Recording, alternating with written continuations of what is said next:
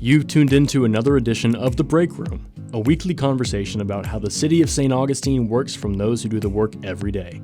Hosted by the City of St. Augustine's Communications Director, Melissa Wissel, The Break Room offers a closer look at the different city departments and provides updates on current and upcoming projects and events. And now, your host, Melissa Wissel.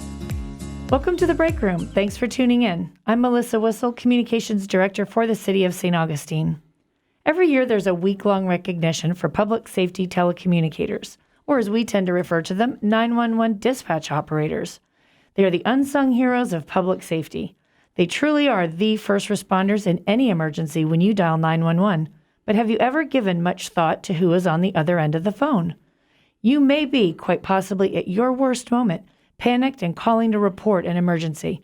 A loved one may have just experienced a traumatic health scare. You might have been in an accident, or maybe someone is trying to hurt you. Whatever the case may be, that 911 dispatcher on the other end of the phone is your lifeline to safety. They are trained to stay cool, calm, and collected, and that is no small feat. So this week, I've invited Patrice Drinkard, the Dispatch Supervisor for St. Augustine Police Department, to join us in the break room. Patrice, welcome to your first appearance. Thank you very much for having me. So we all hear the 911 calls on the news when they replay it, or you see it on the police dramatization shows. Give us an idea of how dispatch operates inside that command center. We received administrative calls. We received 911 calls. We field everything. When a call comes in, we immediately put what we call a CAD screen up and put a call in. And then we dispatch the officers to the call. So it's usually, we get all the information that we can, the who, what, why, where, when, especially if there's weapons involved, and try to get the officer there as quickly as possible. And are they all emergencies, shall we say? No, they're not all emergencies. Most of the 911 calls coming in, there are several that are accidental. We get a lot of accidental from cell phones these days, pocket dials. But we do get, quite a few emergencies that kind of make your heart drop. We do have those in St. Augustine. Do you have a problem with people calling in intentionally not having an emergency? Yes, we have. It's and they can. It's against the law to misuse 911. Okay. People can be arrested if they misuse 911. If they're that much? Yes, it can be. It has happened. Mm-hmm. They try not to do that, but it does happen on occasion. You really have to know who it is calling to. Right. Yes. Are they habitual? Luckily, no, not at St. Augustine. No, we haven't had too many. What do we see mostly in St. Augustine in terms, is there a predominance of certain kinds of calls? It depends on whether it's days or nights. Okay. Nights, we get the hot calls, is what we call them. Mostly like the bar closing of the fights, the drunk people, that kind of stuff. Days, it's a lot of administrative calls and verifications, need records, things like that. Accidents, car accidents. We see a lot of that. Car accidents. And they seem to happen on the prettiest days. You would think they would have more during rainy, but we had, I think, 7 in a period of like 2 hours. Oh my goodness, on a pretty day. On a pretty day. So people come to town and they get distracted. Yes, exactly. What are your experiences? You've been with the city for how long? 16 years. And what have you seen across? And you didn't start here. No. Can you tell us a little about how you came to be a dispatcher? I started my career down in Broward County. I've been doing dispatch now for 22 years. Down there, it was a larger agency, so there wasn't as much multifunction. At this agency, there's a lot of multifunction because you're doing it all. At your console, you're putting in the call, you're answering the call, you're dispatching the call, running driver's licenses, hit confirmations, things like that. So we do it all at our console here. In the larger agencies, how does that, in a comparison, what could you see as a benefit of being in a smaller agency? Do you like it, being in the smaller agency? The smaller agencies, you become a family, and you get to know your officers. You get to know what they want. You get to know the sound of their voice, so you know exactly who's coming over. Even if they can't say who they are, you can usually recognize their voice, which is a good thing. In larger agencies, we didn't get to meet the officers. We were centralized, and very rarely do we get to see the face behind. And we have a nice small facility there. Yes, it's very small. Fully functional, state-of-the-art technology? Fully functional. Well, State of the art's kind of, maybe not. Not really, No. but it works. It is good equipment though. We're piggybacking off of the Sheriff's Department's CAD system.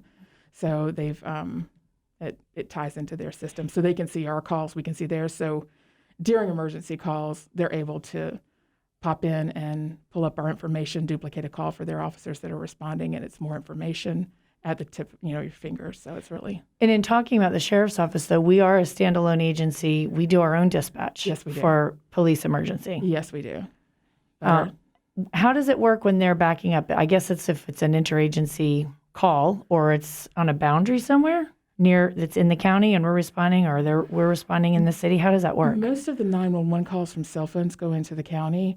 We have 2 towers. I think it's 2 towers now. One at 24 Cathedral that we get a cell phone if it hits that tower. But most of the 911 from cell phones go into the county and they transfer them to us if it's in. Okay, because it bounces from location. Right, from to the towers. tower, right, Okay. or where the location's at, right. Okay. You are listening to The Break Room. I'm Melissa Whistle, Communications Director for the City of St. Augustine, and today I'm sharing the break room with Patrice Drinkard, Dispatch Supervisor for the St. Augustine Police Department. Patrice, in talking about dispatch, you talk about emergency calls coming in and things being a real emergency, hot calls. Tell me a little bit about what that feels like as the dispatch. How do you get into it? What makes that be something that you want to do? Or is it that easily something you want to do? When you come in to apply, when I first applied, I really didn't know what it entailed. And when I went through the class, it was the hardest job I've ever trained for. You're learning a different language. You're talking in 10 codes and signals, and it's a high liability job. So the burnout rate is usually between 3 and 5 years. So there's not a long-term there's a high turnover rate with dispatch.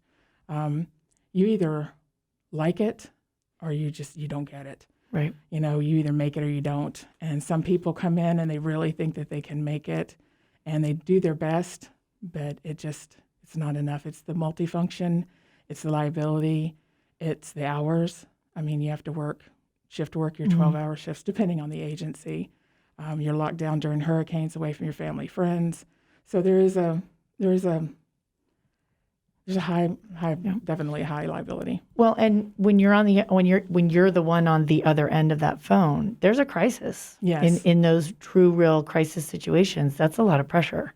It is, and you have to rely on your gut instinct a lot, depending on what the call is. Some people are very forthcoming with information. Some people, it's not. You have to really pull. Some people may not be giving you the correct information, and you have to determine whether this is an emergency call or you need to send if it sounds suspicious. And suspicious could also be that the person is in a crisis situation that they can't talk to you. Exactly. And we can say, can you talk to us? And they'll say yes or no. And then sometimes they'll hang up, and we know that something's not right. So you send somebody. You hope to get when that in doubt, send them out. Is what our motto when in doubt. When in doubt, send them out. Excellent. Yep. When you talk about going into the training, once you have your certification to do this, do you apply to any agency and then you get your hands-on training in that agency? Your certification, that just started after after I was with the St. Augustine Police Department, and we were grandfathered in through the Department of Health. But now any new dispatcher has to be certified by the Department of Health within their first year, and they give you a year to get all of your training done and to get the Department of Health training done as well. And so you do have to have a certification in terms of you can't. It's kind of like going to the police academy or being a firefighter. You have to have that training and be certified to be a dispatch operator. Right, and we have to have continuing education up to 20 hours every 2 years when we're certified. But even in having that certification, are the dispatch operators considered first responders? I would think you literally are the first response contact. We are the first of the first responders, but we're not considered first responders. And does that affect how your industry or how your job in the industry or in that It does affect sector? our retirement. It affects, we're considered clerical. Really? That's what our title is clerical. And with dispatch, I mean, most clerical don't suffer from PTSD. When you have a bad call, you don't have those types of calls when you're a secretary. Right. So we need to be labeled as first responders. So essentially you do see PTSD Yes. in staff and people Yes. because you've had. Can you give us an example or something where, I mean, that would seem, so you've just been on a really hard call, but there's after effects of that. Well, unfortunately, with 911, you go on to the next call. You do have a chance to take a break depending on what's going on. You do have debriefing. You usually get that with the officers. But to just, to be able to stop right then, you literally have to start with the next call. The emergencies don't stop because you're having an emergency. Right. So that's where we have to be strong. You have to have that type of mentality. You have to be able to hear things that are going to be disturbing. Mm-hmm. And you have to be able to decompress when you get out and find hobbies, that may help you get through right. the trauma sometimes that you not see but hear. Right. So it's challenging. It's a stressful job, very stressful job.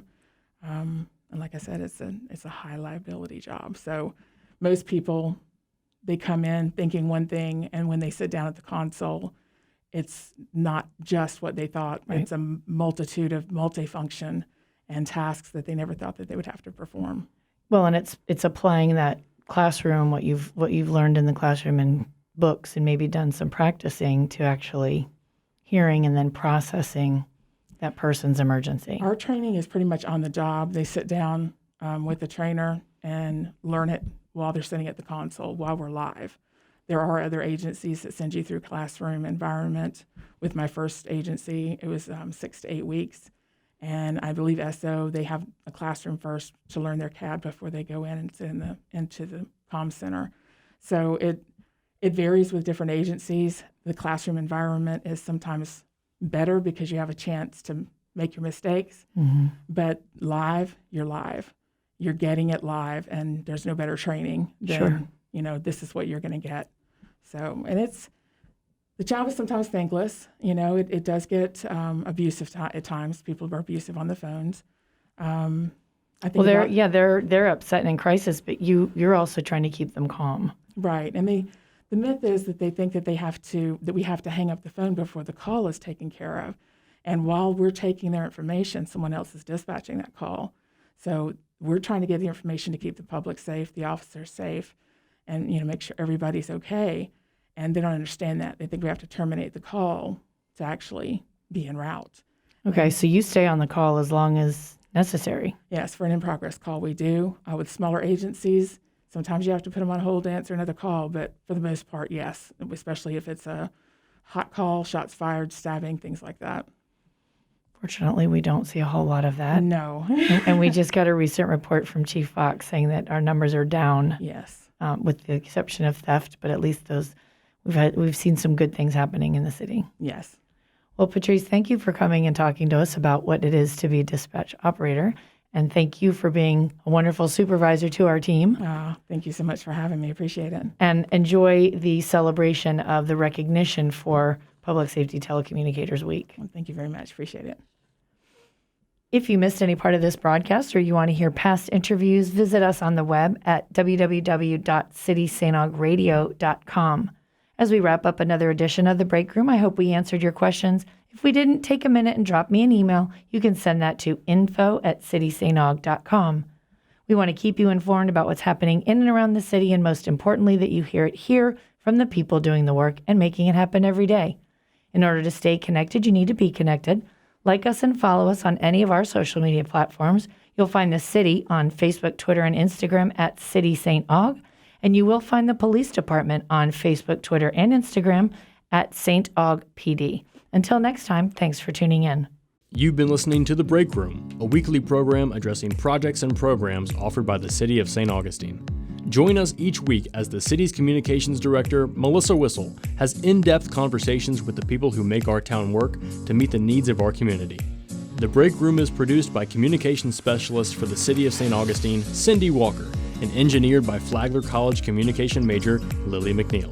See you at this time next week for another edition of The Break Room.